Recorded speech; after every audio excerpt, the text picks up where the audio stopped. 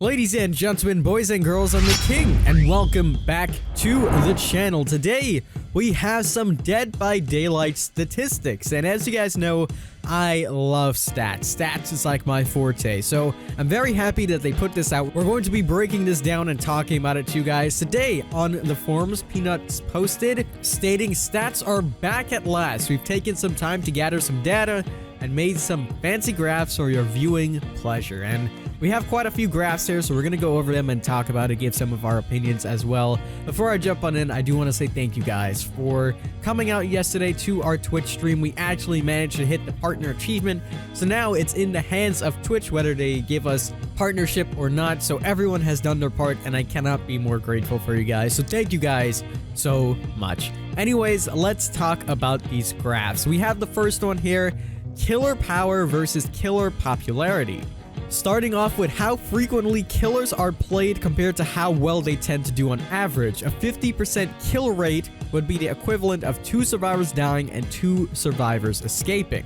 Now this is within all of the ranks, so this is the kill rate versus the pick rate of all ranks. The kill rate is on the left and the pick rate is on the bottom. So looking at this graph, it might be a little bit confusing at first. So in the bottom is the percentage chance of being picked, and on the left is how well do they kill. So this is correlation between, is the killer that kills the most effectively going to be picked all the time? And as we can see here, it's not really true.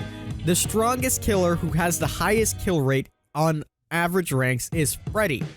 Freddy is the strongest killer currently in the game with the highest kill rate at 70%, meaning about 3 survivors will die on average if you play Freddy.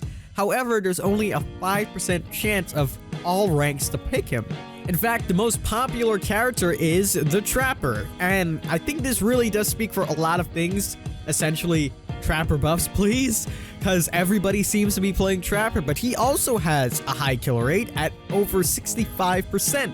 So I don't think we will be seeing any changes to him in the coming future, as on average he does pretty damn well. And the reason why he's probably the most popular is because he's one of the easiest to learn, and he's the first ones that you do unlock when unlocking Dead by Daylight. He's literally the face of the company. Everybody would want to play him, so it does make a lot of sense. And look at how significant the chances are. A whopping 14%. Compared to the next one, which would be the Spirit at only 8%. It's almost double the amount of people that play that killer. Now, who is the least popular? The Clown and the Plague, and then Leatherface and the Pig.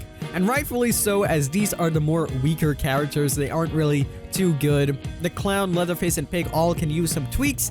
It's surprising though that Leatherface and the Pig are a little bit lower on the list, considered they are licensed characters. And the other licensed characters seem to do really well. Freddy's up there, Myers is up there, Ghostface is up there as well. So it's interesting stats to see, even though they do have a pretty nice kill rate.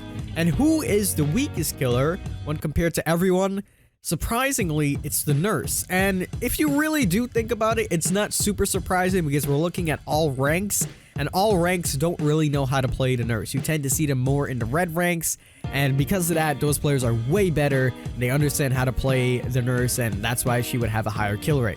If you're brand new at Nurse and you're trying to play her, chances are you'll get a 0k. So it does make sense that she's below 50%, only getting on average less than 2 kills. So how does this stack up compared to red ranks? As you know, there's 2 metas. We always talk about this. They need to balance for the red ranks, and they need to balance for the regular ranks or the average player. So let's take a look at those stats.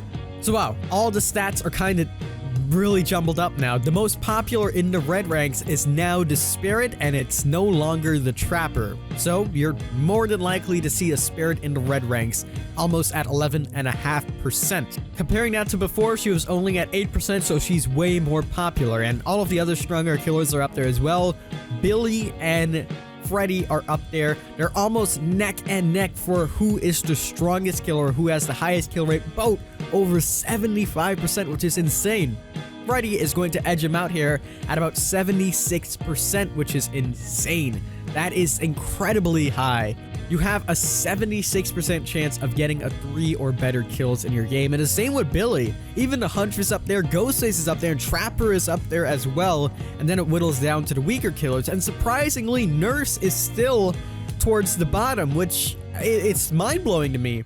And I think that really has to deal with the changes that we received, which is good because we also have a graph for that. Now, who is the least popular killer in the red ranks? It's the Hag. And that's really surprising, as well, as we know the Hag before in our previous stats way back when was one of the strongest killers. So it's interesting to see that the Hag isn't really up there. And you can see in the red ranks, normally every killer gets more than 2 kills on average, which is completely different when looking at the average ranks, where you had people like a little bit above 60 and a little bit below 55. This is pretty much all above 65%. And it's quite interesting to think about, because all the ranks, there's only a few characters. Looking at it, only 3 characters that are above that. So having almost every single character above that 65% really shows you the difference in skill. Now, who's the weakest killer of them all in the red ranks? That's going to go to the man, Mr. Clown. And rightfully so, his power is kind of lackluster. If you're using add-ons, he can be a little bit more viable, but when compared to all the other killers stacked up with their add-ons, this is essentially where he lands. And this is basically a tier list in itself. Who would be the strongest killer, who would be A tier, so on and so forth. And this is according to stats. So let's take a look at some more stuff. Next up, we have the deadliest and the safest maps. Now, this is interesting to see.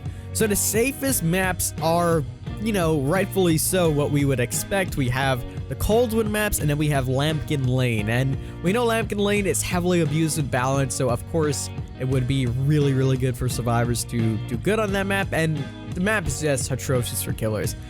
We knew this one.